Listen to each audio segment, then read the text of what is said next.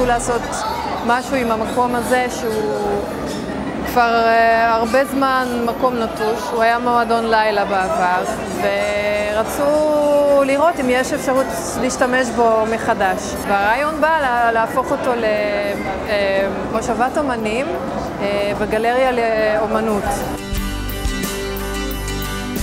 רצינו לשמור על האופי של המקום, וגם לא ליצור הפרדה בין הגלריה לחיים שיש בחוף פה. ובגלל זה הבאנו את החול פנימה. בגלל הדיונה שהיא משתנה, הצורה שלה משתנה כל הזמן, גם המקום והחלל מרגיש אחרת כל הזמן.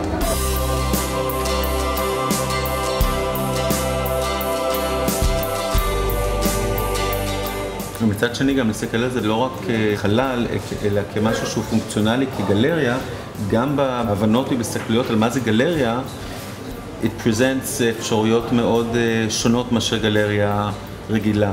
אני לא יודע אם יש גלריה בעולם שמה שנקרא, הכניסה אליה והיציאה אליה הם כאלה.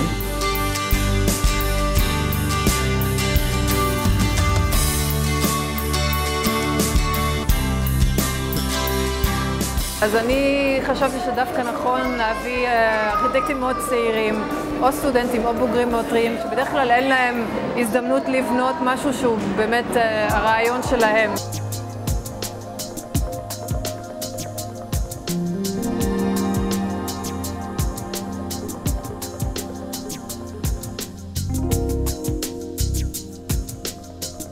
מנדלה בצורה מסורתית זה בכלל נזירים בודהיסטים עושים בחול, אז באמת לקחתי את זה ועשיתי לזה את האינטרפרטציה האישית שלי. באמת כל מה שאני משתמשת כאן לקוח מהים, מהחוף ומהעיר בת ים. אני בעצם לוקחת חפצים בדרך כלל שיש להם שימוש פונקציונלי והופכת אותם לקישוט, לאיתור דרך ההצבה שלהם כאן.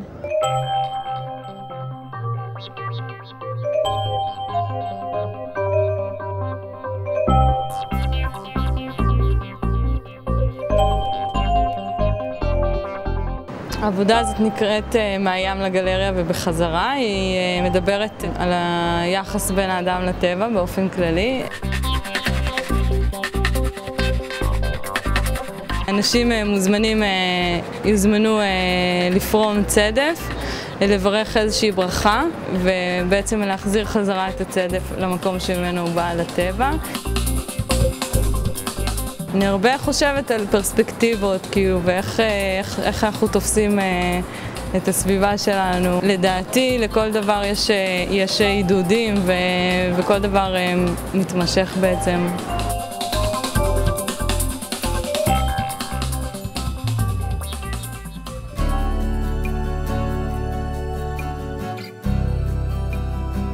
תראה, אני יכולה לכופף את זה קצת, תראה, אם זה מתכופף, זה אבן. פלסטיק. נכון, פלסטיק, נכון, איפה שמנו בקבוקים של פלסטיק? במחלוב. נכון, אז זה מה שעושים. זה כאלו שיחים. שיחים נראה לך? כן.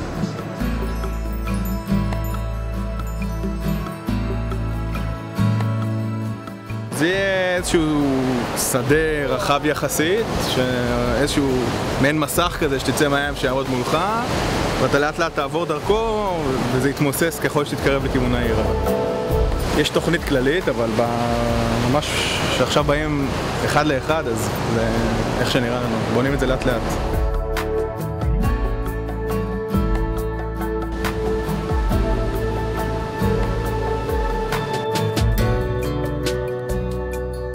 הרגשנו שיש הרבה אנרגיות של שיתופי פעולה ודברים שקורים פה באתר, אינטראקציות עם אנשים שגורמים לדברים מאוד שונים ובלתי צפויים. מכיוון שזו חוויה שהיא לא בחלל סגור, יש לה מרחב.